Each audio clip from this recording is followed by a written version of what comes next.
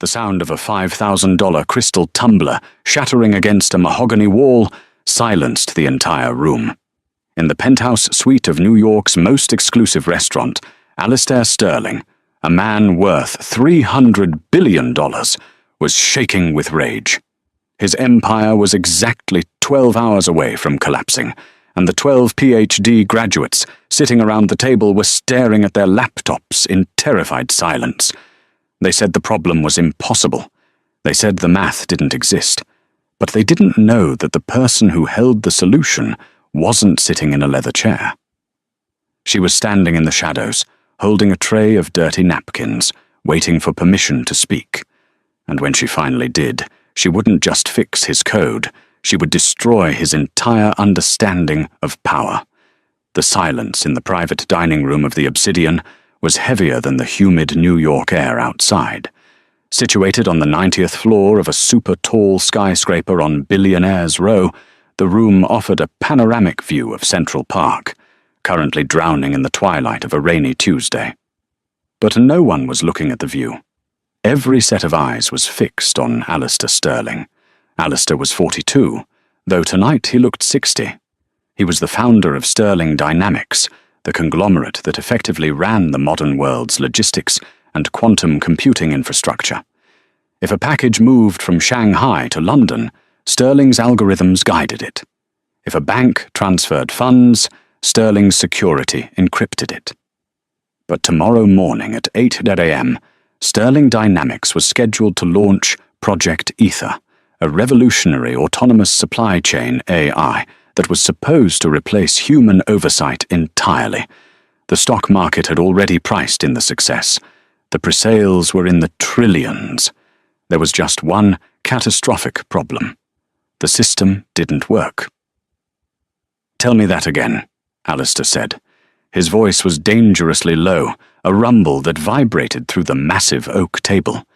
He adjusted the cuffs of his bespoke Brioni suit, his knuckles white. Marcus Thorne, the chief technology officer, and a man widely regarded as a visionary in Silicon Valley, wiped a bead of sweat from his receding hairline. "Alistair, please. We've run the simulations 1,000 times. The node synchronization fails when the variable load hits 90%. It's a cascading latency issue. It's mathematically impossible to resolve without rewriting the core kernel." "Rewriting the kernel takes 6 months, Alistair said, his voice rising. "We launch in 12 hours. "We have to delay," Marcus whispered, looking down at his untouched filet mignon. Alistair stood up. The movement was so abrupt that his chair skidded back with a screech. He walked to the window, staring at his reflection ghosted against the city lights. "If we delay, the stock crashes by 40%. The SEC investigates. The DoD cancels the defense contracts. I lose the company. You lose your options. We are all ruined." He turned back to the room.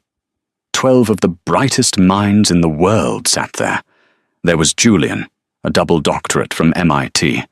Sarah, a former NSA cryptographer. David, a prodigy from Zurich.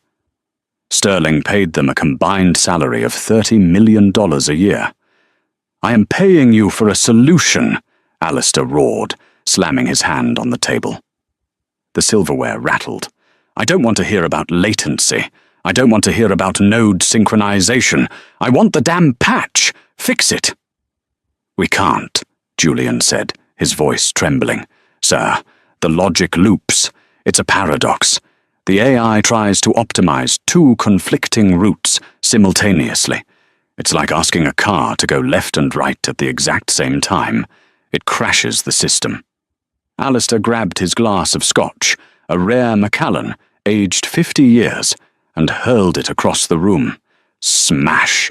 The glass exploded against the silk wallpaper, sending amber liquid raining down onto the carpet. A shard flew dangerously close to Marcus's ear. "Get out!" Alistair hissed. The team froze. "I said get out!" Alistair screamed, his face flushing a deep, terrifying crimson. "Get out of my sight! Go to the war room downstairs and don't come back until you have a solution or a resignation letter. Go!" The room scrambled. Laptops were snapped shut. Papers gathered in frantic heaps. The 12 geniuses of the Western world fled the room like scolded schoolchildren, leaving the door slightly ajar.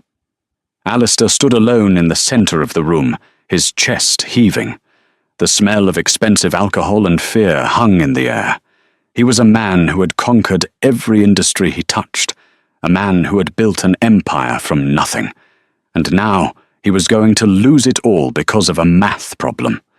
He loosened his tie, feeling the suffocating grip of panic. He needed a miracle. He needed a genius. But he had already bought all the geniuses, and they had failed him. Useless, he muttered, pacing the room. Every single one of them. Parasites. He walked to the intercom on the wall and pressed the button for the maitre d'. "Send someone in to clean this mess up," he barked, "and bring me another bottle. The whole bottle." He collapsed into his chair, burying his face in his hands. He didn't notice the service door in the corner of the room opening silently. He didn't notice the young woman stepping inside, her eyes scanning the shattered glass, and the broken man. Lena Andrea paused at the threshold of the private dining room. Her hands were shaking, just slightly, beneath the white linen napkin draped over her arm. She wasn't supposed to be here. She was a level 1 server at the Obsidian, which meant she was restricted to the main floor, serving water and clearing breadcrumbs. The private dining room was reserved for level 5 staff, men with French accents and impeccable posture. But the restaurant was understaffed tonight, the flu having taken out half the senior crew, and the maitre d', a frantic man named Henri, had shoved her toward the elevator with a dustpan and a terrified look in his eyes. "Don't speak," Henri had hissed. "Don't look him in the eye. Clean the glass. Pour the drink. Disappear. If you annoy Mr. Sterling, you won't just be fired. You'll be blacklisted from every service job in the tri-state area." Lena took a breath, steeling herself. She was 26 years old, but her eyes held the exhaustion of someone twice her age. Her uniform was a size too big, hiding a frame that had grown too thin from skipping meals to pay rent. Her blonde hair was pulled back into a severe regulation bun. She stepped into the room. The atmosphere was toxic. She could feel the tension radiating off the man sitting at the head of the table, Alistair Sterling. She knew his face from the covers of Forbes and Time. She knew his reputation, a visionary, a shark, a tyrant. Lena moved quietly, her rubber-soled shoes silent on the plush carpet. She knelt near the wall, carefully picking up the large shards of crystal.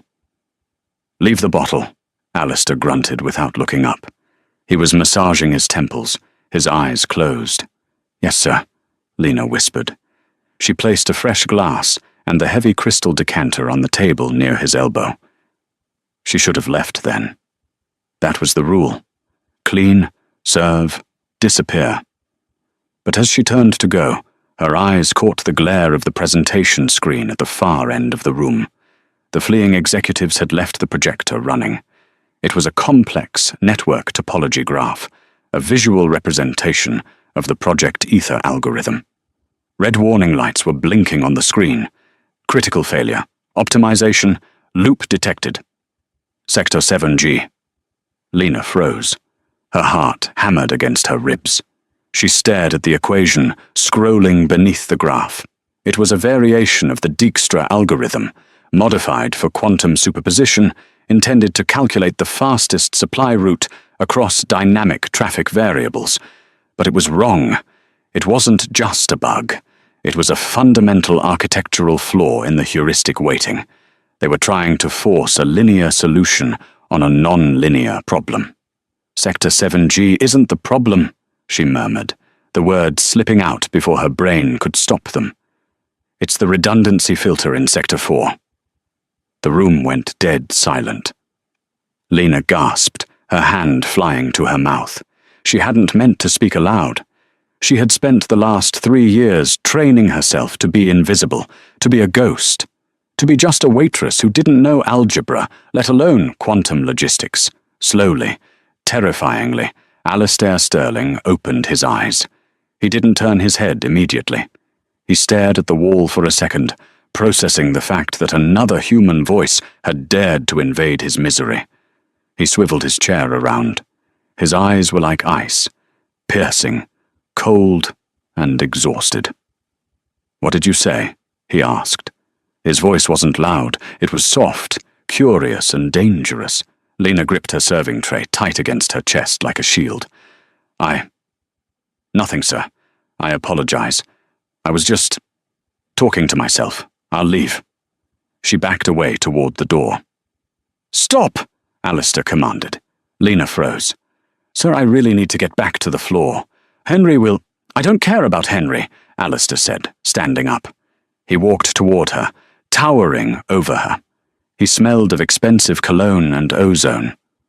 "You looked at the screen, and you said something about Sector 4. Why?" Lena looked down at her cheap black shoes. She couldn't do this. If she engaged, questions would be asked. Questions about who she was. Questions about why Lena Andrea, the disgraced former PhD candidate from MIT, whose life had been ruined by an academic scandal, was wiping tables in Manhattan. "I don't know anything, sir," she lied, her voice trembling. I saw the red light." Alistair studied her. He was a predator, and he could smell fear. But he could also spot a lie. He looked at her hands, calloused from hard work, but her fingers were long, delicate. Piano fingers. Or coda fingers. "You said, 'It's the redundancy filter in Sector 4', Alistair quoted perfectly. "That's technical jargon. Waitresses don't use technical jargon. Who are you?" "I'm nobody," Lena said, her eyes stinging. "Please, sir, I need this job." Alistair let out a harsh, bitter laugh. "You need this job? I'm about to lose a $300 billion company because 12 men with doctorates can't figure out why my system is looping. And you, a girl who pours water, thinks she knows why."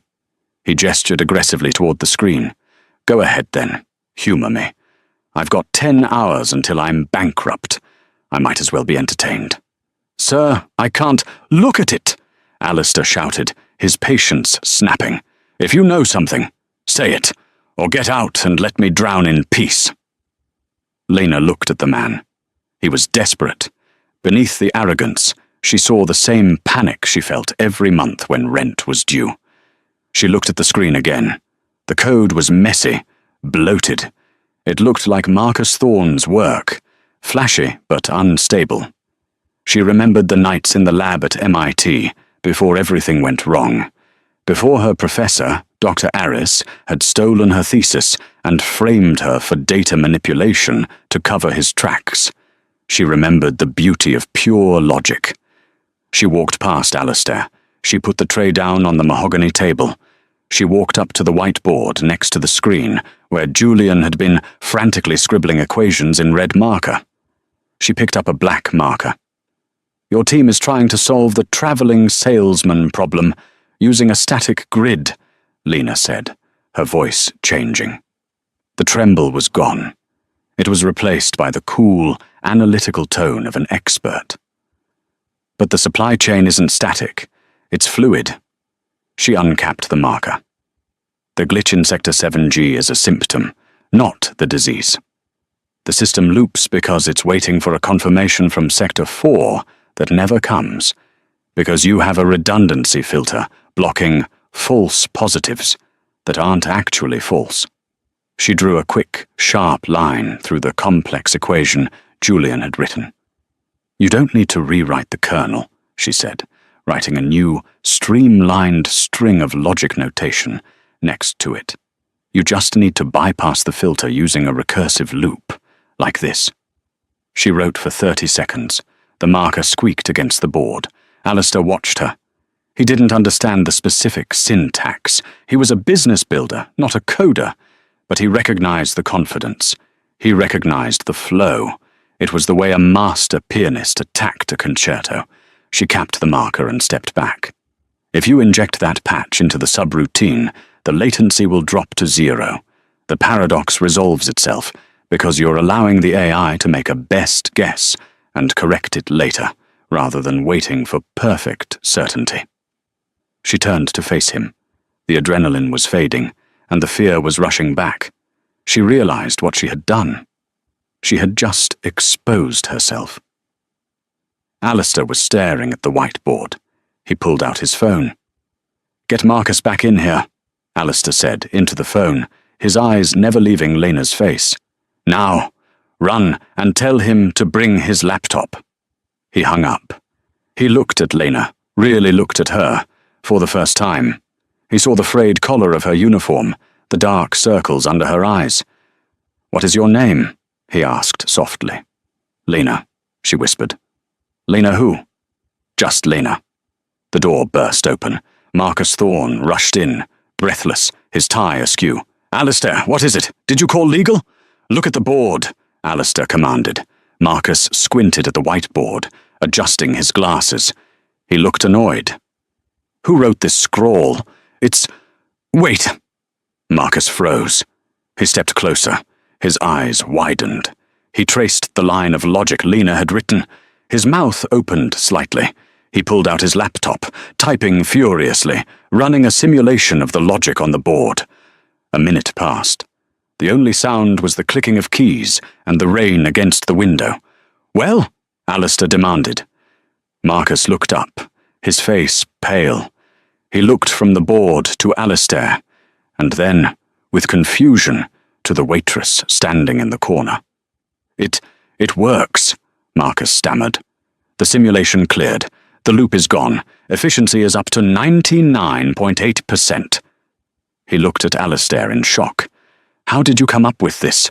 "It utilizes a ghost protocol logic that hasn't been used since the MIT papers in 2019. Alistair didn't answer Marcus. He walked toward Lena. "You fixed in 30 seconds what my team couldn't fix in 3 months, Alistair said. "It was an obvious oversight," Lena said, grabbing her tray. "I have to go. My tables." "You're not going anywhere," Alistair said, blocking her path. "Please, sir. I don't want trouble." "Trouble?"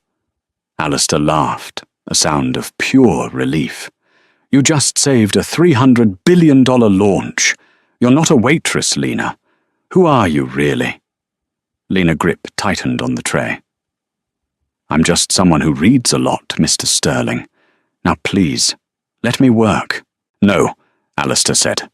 He turned to Marcus. "Marcus, give her your seat." "Excuse me?" Marcus sputtered. "Give her your seat," Alistair enunciated, "and get her a laptop." "Alistair, this is insane," Marcus protested, eyeing Lena's dirty apron with disdain. "She's a server. She probably just memorized some textbook. You can't let her near the source code. It's a security violation." "The only security violation I care about is incompetence. And you're full of it tonight, Marcus," Alistair snapped. He turned back to Lena. "Sit down, please." It wasn't a command this time. It was a plea. Lena looked at the door. She could run.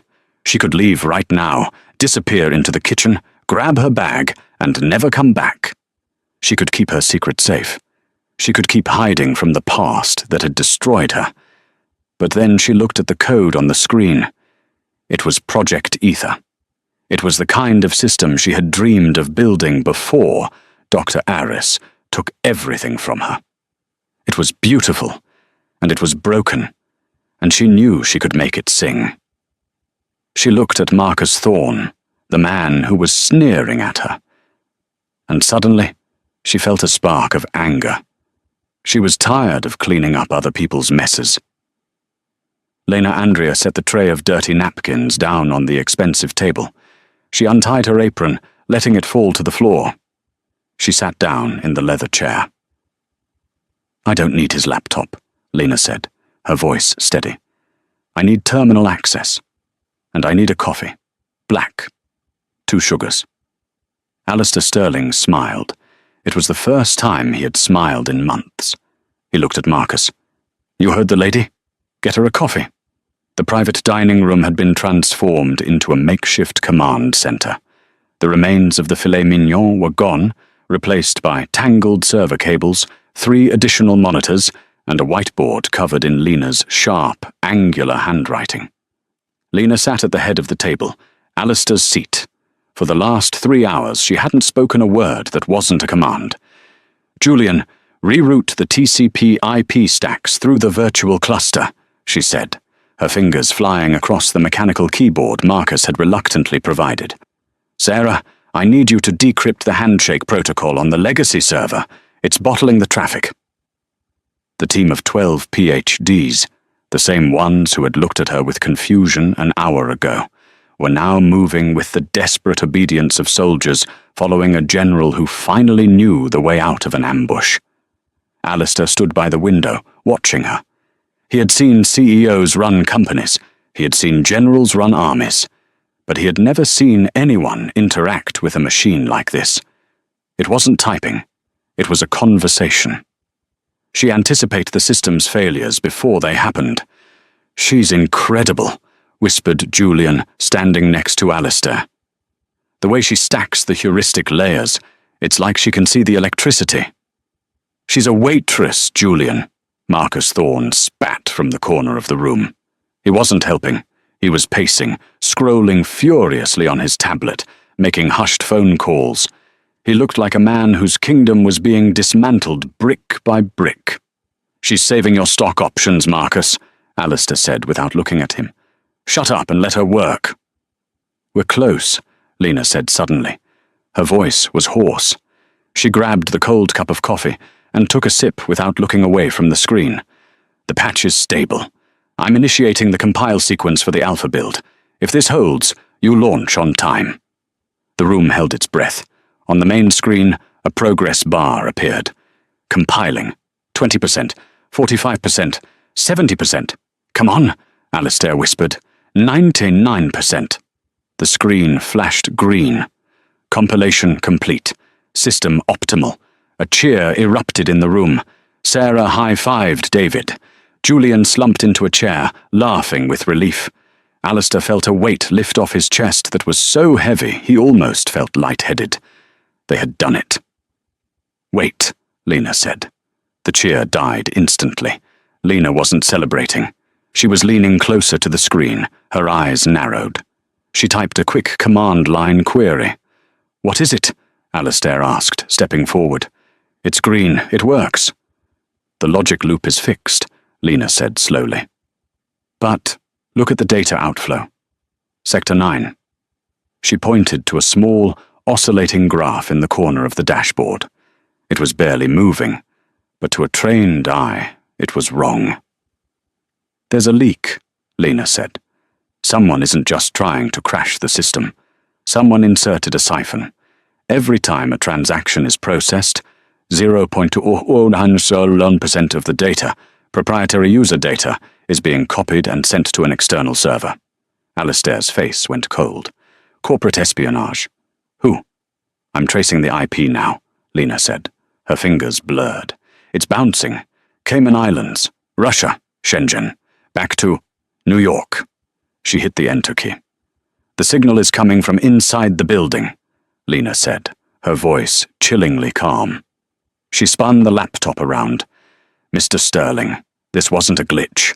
The code was sabotaged. Someone wanted the launch to fail so they could steal the source code during the chaos of the crash." Alistair looked at the screen. Then he looked at his team. Who touched the Sector 9 architecture? Silence.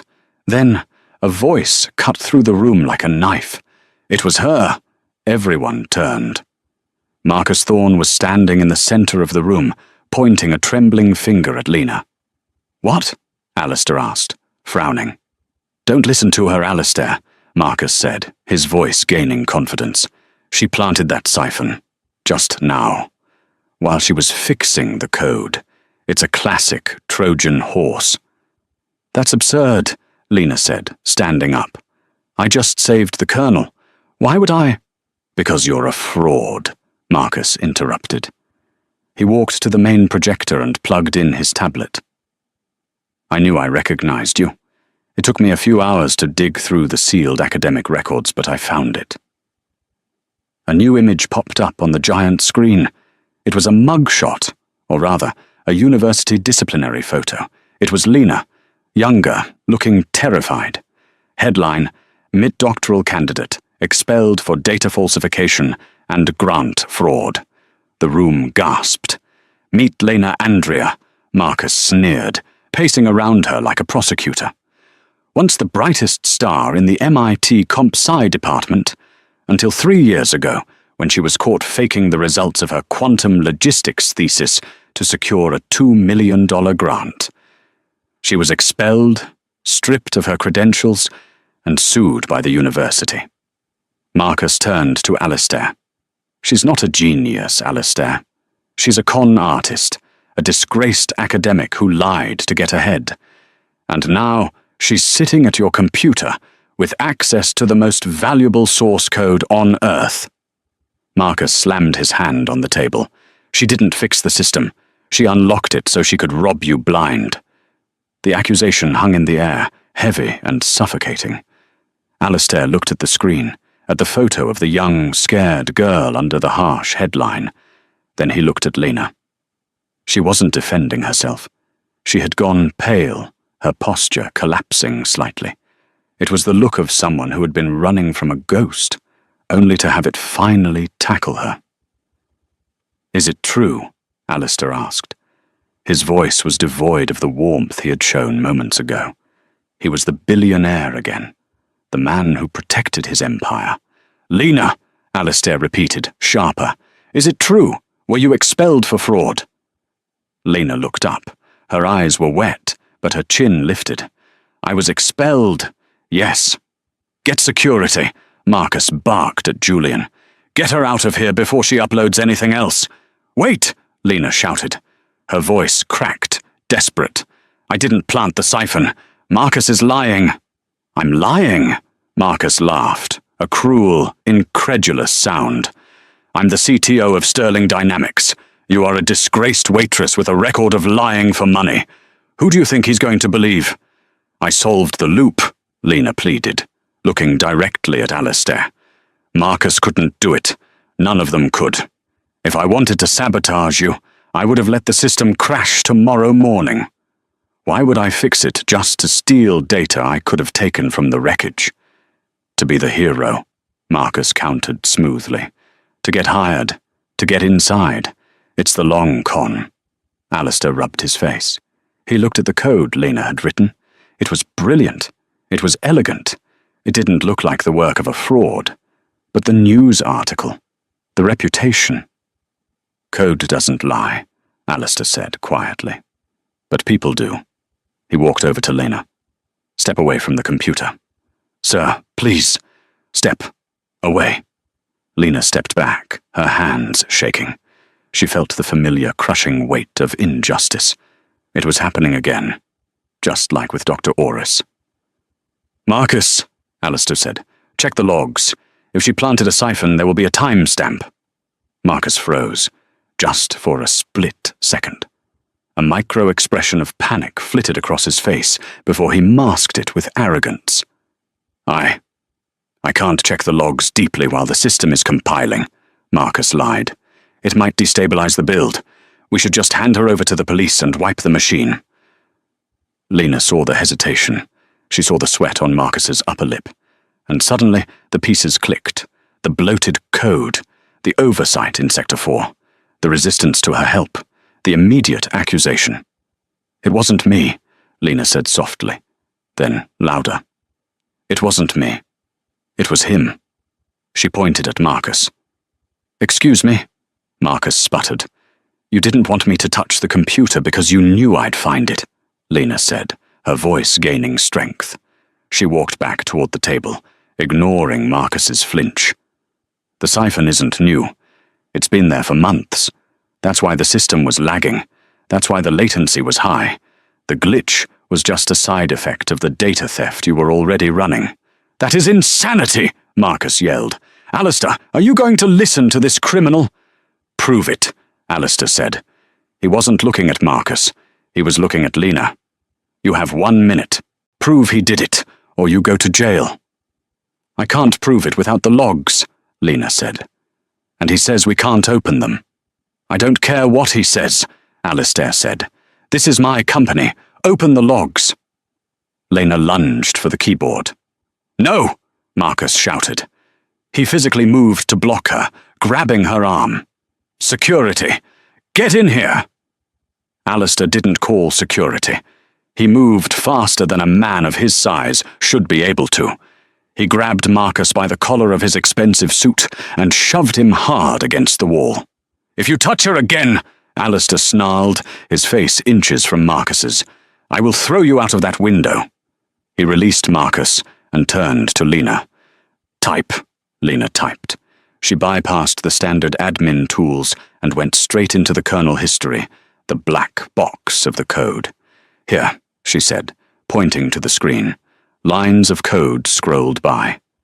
The siphon was installed 6 months ago, Lena explained. Author ID is masked, but look at the signature key. She highlighted a string of hexadecimal characters. 055 Mathorn 77. Silence descended on the room. It was so quiet you could hear the rain hitting the glass. You signed it? Julian asked, staring at Marcus in horror. You signed your malware. It's a frame job, Marcus stammered, his face turning a sickly shade of grey. She planted that. She just typed it in. Impossible, Sarah, the cryptographer, spoke up for the first time. That's a kernel-level signature. It's immutable once compiled. That's been there for months. Alistair turned to Marcus. The look on his face was terrifying. It wasn't anger. It was total, cold destruction. You were shorting the stock, Alistair realized. You were going to crash the launch, tank the price, steal the data, and walk away with billions while I burned. Marcus opened his mouth, but no words came out. Get out, Alistair said. Alistair, Get him out! Alistair roared, a sound that shook the walls. 2 large security guards who had been waiting in the hall entered. They didn't need instructions. They grabbed Marcus by the arms. As they dragged him out, kicking and screaming about lawyers, Alistair didn't even watch. He turned back to Lena. She was standing by the table, trembling again. The adrenaline was fading, leaving her exhausted. She looked small in the big room. You were right, Alistair said. He sounded tired. About everything. I have to go, Lena said quietly. She picked up her apron from the floor. My shift ended hours ago. Henry is going to kill me. Lena, Alistair said. She stopped at the door. The article, Alistair said. The fraud at MIT. Did you do it? Lena turned. She looked at him with clear, sad eyes. I wrote the thesis. My professor, Dr. Aris, realized it was worth millions. He demanded his name be first. When I refused, he accessed my server, corrupted the dataset, and reported me to the dean. He had tenure. I had nothing. They believed him. She shrugged, a gesture of painful resignation. That's how the world works, Mr. Sterling. People with power take what they want. People like me just serve the coffee. She opened the door. Lena, wait, Alistair called out. But she was gone. The door clicked shut, leaving the billionaire alone with a saved company, a traitorous CTO, and the realization that he had just let the smartest person he'd ever met walk out into the rain. The silence in the private dining room after Lena left was deafening. The hum of the servers was the only sound. Alistair Sterling stood motionless for a long time. He looked at the whiteboard where the Waitress had drawn the salvation of his company in black marker. He looked at the empty spot where Marcus Thorne had sat, the man he had trusted for a decade who had nearly knifed him in the back. Sir? Julian ventured cautiously. We need to stabilize the patch. The launch is in 8 hours. Do it, Alistair said, his voice distant. You have the roadmap. Just follow her math. We will, Sarah added. But, sir, the complexity of this recursive loop.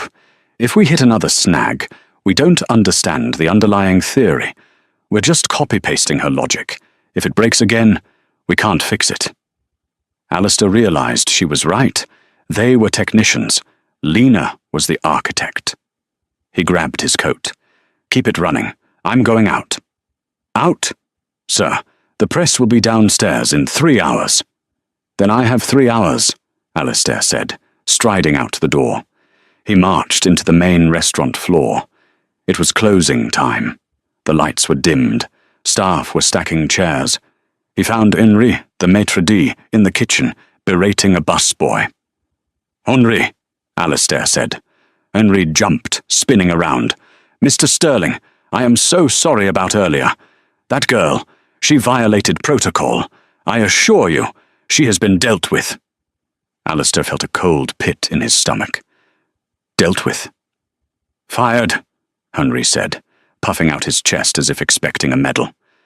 "Sent her packing immediately. Told her not to bother coming back for her tips. We don't tolerate staff bothering the VIPs. Alistair stared at the little man. He thought about Lena, who had just saved his life's work, walking out into the cold rain with no job and no money, punished for her brilliance. "You fired her," Alistair repeated. "On the spot." "Henri," Alistair said, leaning in close. "You are an idiot." Henri's smile faltered. "Sir, that girl just saved Sterling Dynamics.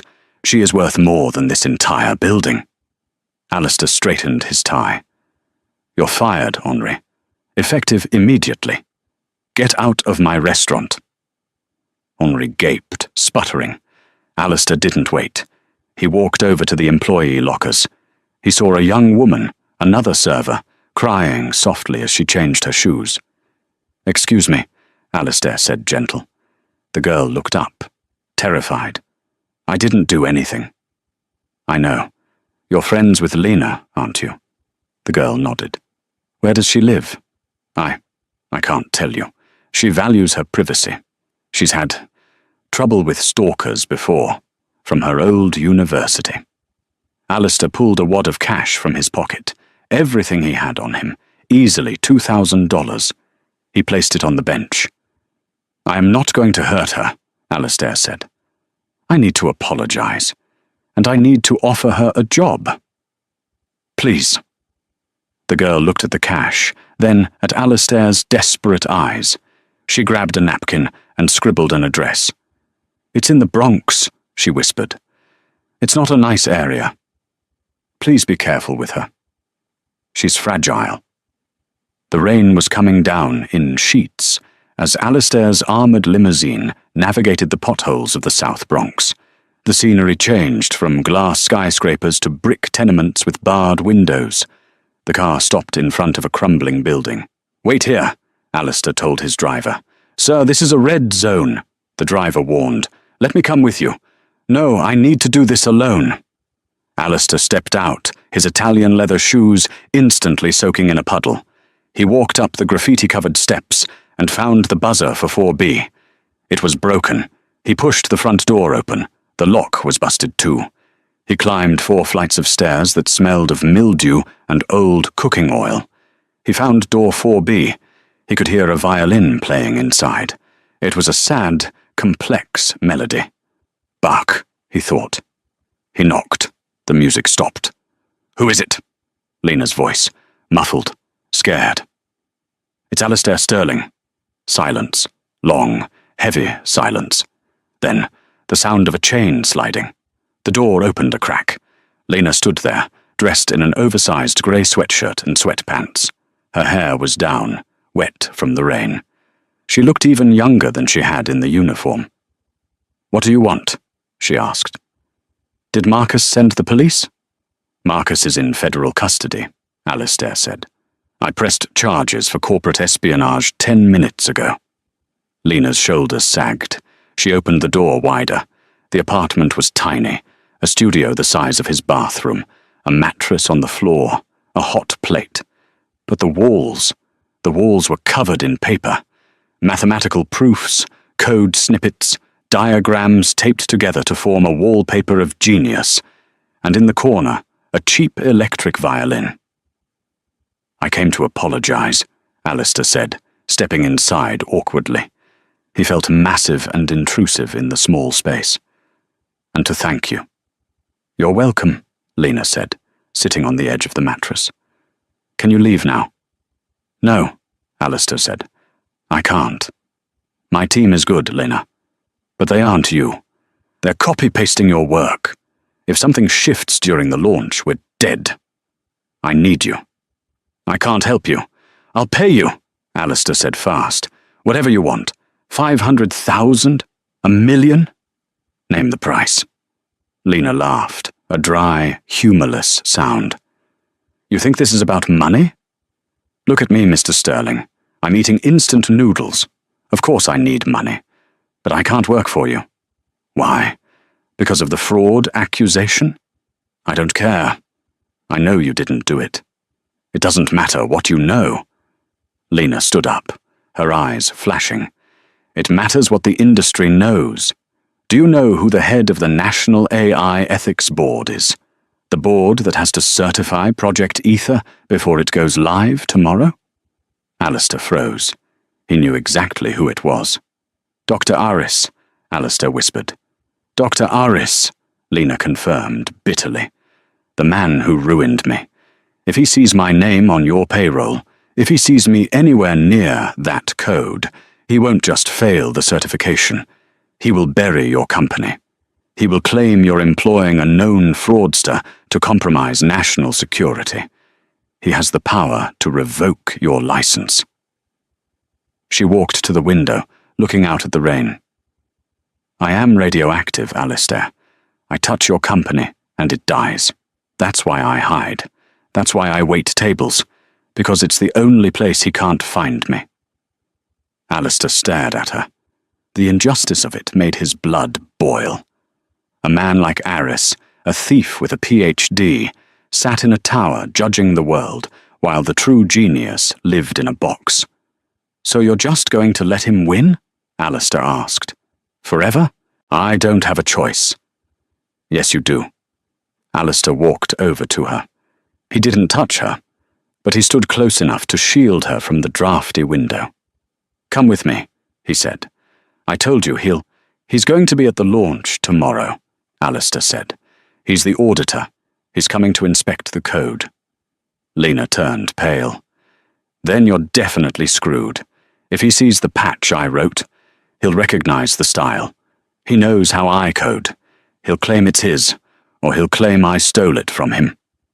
Exactly, Alistair smiled grimly. He will claim it's his. He's arrogant. He won't be able to resist taking credit for the elegance of that solution. So, Alistair said, his eyes gleaming with a dangerous plan. We let him claim it. And then, in front of the press, in front of the board, in front of the world, you prove him wrong. How? Lena whispered. It's his word against mine. He has tenure. I have a rap sheet. You said you wrote the thesis, Alistair said. Real artists sign their work. Tell me, Lena, did you sign the code? Lena looked at him. A slow, mischievous spark ignited in her eyes. It was the first time he had seen her look truly alive. Yes, she whispered. I always sign my work, deep, where no one looks. Then get your coat, Alistair said. We have a gala to crash. The grand ballroom of the Plaza Hotel was glittering. It was 8 a.m., but the champagne was already flowing. This was the launch event of the decade. Senators, tech moguls, and generals were mingling, waiting for the unveiling of Project Ether. Alistair Sterling stood on the stage, looking calm. Inside, he was terrified. In the front row sat Dr. Silas Orris. He was a small man with silver hair, wire-rimmed glasses, and a smile that looked like it had been practiced in a mirror. He was the gatekeeper. Without his stamp of approval, Project Ether was illegal. Ladies and gentlemen, Alistair spoke into the microphone. Thank you for coming. Today, logistics changes forever. He went through the presentation. The graphics were slick. The stock price was already ticking up on the giant ticker behind him. But before we go live, Alistair said, we are honored to have the chairman of the AI Ethics Board here to verify the integrity of our new kernel. Dr. Silas Aris, please join me." Applause. Dr. Aris walked up the stairs, shaking Alistair's hand firmly. "Excellent work, Alistair," Aris said into the mic, his voice smooth like oil. "I reviewed the final build this morning, the latency solution in Sector 4. It is truly remarkable. A stroke of genius." "Thank you, Doctor," Alistair said. "It was a difficult problem. My team struggled with it for months." "Well," Aris chuckled, adjusting his glasses. "It reminds me very much of some theoretical work I did at MIT a few years back. The ghost protocol logic. I'm glad to see my theories being put to such good use. In fact, looking at the syntax, I dare say it's almost a direct implementation of my proprietary research." There it was. The trap was baited. Alistair feigned surprise. "Is it? We certainly didn't mean to infringe on your work, Doctor. We developed this in-house." Aris waved a dismissive hand. "Oh, I'm not litigious, Alistair. As long as the Ethics Board is acknowledged for its contribution, I see no reason to delay the certification." He was holding the project hostage. He was claiming ownership of the code in exchange for his signature. It was a power move, subtle and devastating. "Actually," Alistair said, his voice hardening, "I'd like to bring out the lead architect of that specific patch, just to clarify the attribution." Aris looked confused. "I thought Marcus Thorne was your CTO." "Marcus is unavailable," Alistair said. "Please welcome the true architect of the ether kernel." Alistair gestured to the curtain. The heavy velvet parted. Lena Andrea stepped out. She wasn't wearing a waitress uniform. She wasn't wearing sweatpants. She was wearing a sharp, black, tailored suit that Alistair had rushed to the apartment at 4 a.m. Her hair was pulled back. She looked like a CEO. She looked like a predator. The color drained from Dr. Aris's face. He looked like he had seen a ghost. "You," Aris whispered, forgetting the microphone was on. A murmur went through the crowd. Who was this woman? "Hello, Dr. Aris," Lena said, her voice amplified through the hall. She walked to the center of the stage. "It's been a while." "This is an outrage," Aris hissed to Alistair. "This woman is a fraud. She was expelled from MIT for fabricating data. If she touched this system, I am shutting you down right now." He turned to the audience. "Ladies and gentlemen, I cannot certify this project. This person is a known charlatan." The crowd gasped. Phones were raised. The stock ticker on the screen behind them wobbled. "She didn't steal your work, Silas," Alistair said calmly. "She says you stole hers." "Preposterous!" Oris shouted, his composure cracking. "I am a tenured professor. She is a dropout. The burden of proof is on her."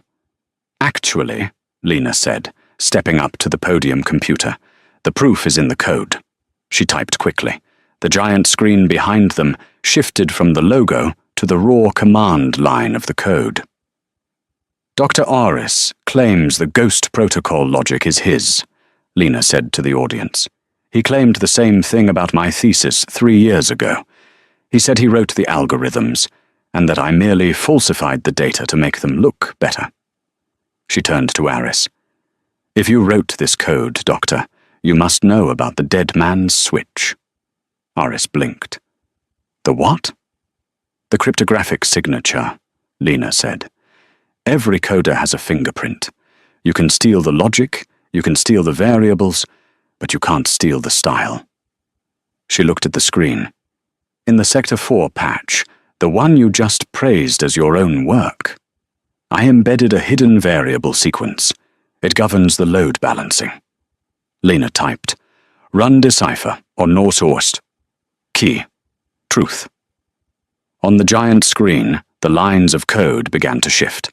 The hexadecimal values rearranged themselves. They weren't random numbers. They were ASCII values. The code didn't just execute functions, it spelled out text. Thousands of lines of code compressed and realigned until a massive block of text appeared on the screen, 10 feet high. It was a letter. Date: October 12th, 2021. Author: Lena Andrea. Subject: dissertation backup. Note: if you are reading this, Silas Aris has stolen my work. This algorithm is encrypted with a key that only exists in my private server logs. The logic depends on the variable ev origin. The room was silent. Lena turned to Oris. The variable ev origin. EV. Lena Andrea. The entire system you just claimed credit for runs on a variable named after me. If you remove it, the code crashes. She looked at him dead in the eye. Go ahead, Doctor. Delete my name. See what happens to the billions of dollars in this room. Aris stood there, his mouth opening and closing like a fish. He was trapped. If he claimed the code was his, he had to explain why his proprietary work was built on a variable named after the student he expelled. If he tried to delete it, the launch would fail, and he would be blamed for destroying Project Ether. It must be a coincidence, Aris stammered, sweat pouring down his face. Malware, she planted it. 3 years ago, Alistair interjected. This timestamp is from your own university server backups, Doctor. We just pulled the cache. Alistair pointed to the screen. The date was verified. You framed her, Alistair said, his voice booming like a judge's gavel. You stole her future to secure your tenure, and today you tried to do it again. Flashbulbs erupted. Reporters were shouting questions. Dr. Aris, is it true? Did you steal the thesis? Aris looked at the crowd, then at Lena. He saw the cold, hard intelligence in her eyes. He realized he was standing on a trap door that she had built 3 years ago, just waiting for him to step on it. He turned and ran. He actually ran. He scurried off the stage, pushing past a waiter, disappearing into the confusion of the crowd as security moved to intercept him. The ballroom was in chaos. Alistair walked over to the microphone. I think, Alistair said, his voice cutting through the noise, that counts as a certification of competence. He turned to Lena. She was trembling slightly, the adrenaline crash hitting her. Ladies and gentlemen, Alistair announced, I would like to introduce you to the new Chief Technology Officer of Sterling Dynamics, Lena Andrea. The applause started slowly, confused at first, then building. The engineers in the back, Julian, Sarah, David, started clapping first, then the investors, then the generals. Lena looked out at the sea of people. For 3 years she had been invisible. Today, everyone saw her. She looked at Alistair. He nodded. She took a breath, stepped to the mic, and smiled. Shall we launch? She asked. She hit the enter key. The screen exploded into green. System online. Project Ether active. The rain fell softly over Manhattan, but inside the penthouse of the Obsidian, the storm had long since passed. Alistair Sterling stood by the floor-to-ceiling window, swirling a glass of Macallan 50. Below him, the city lights shimmered, a digital grid he now indisputably ruled. Since the launch of Project Ether, Sterling Dynamics hadn't just recovered, it had evolved. Global logistics efficiency was up 400%. The stock price was untouchable. But Alistair wasn't looking at the skyline. He was watching the woman in the center of the room. Lena Andrea. She wore a midnight blue gown that caught the light with every movement, a stark contrast to the oversized uniform she had worn here 12 months ago. She was no longer the invisible waitress. She was the Chief Technology Officer of Sterling Dynamics, Wired Magazine's Innovator of the Year, and the only person Alistair trusted with his life. As the last guests of the anniversary gala filtered out, the room grew quiet. They're finally gone, Lena said, walking over to join him. She looked tired, but it was the good kind of tired, the exhaustion of victory. You dazzled them, Alistair said, admiring her. Even the senators looked terrified of you. Lena smiled, leaning against the glass. It's amazing what a difference a year makes. Last time I was in this room, Marcus was trying to have me arrested. Marcus is currently enjoying the hospitality of a federal prison, Alistair reminded her, his voice grim. 15 years for corporate espionage. And Aris? Stripped of his tenure, Lena replied, a flash of satisfaction in her eyes. He's facing lawsuits from 6 other students he defrauded. I heard he's working data entry in New Jersey. Justice is efficient, Alistair noted. Speaking of efficiency, Lena turned to face him, her expression softening. The system is running at 100%. We have no more bugs to fix, Alistair. What are we supposed to do now? Alistair set his glass down.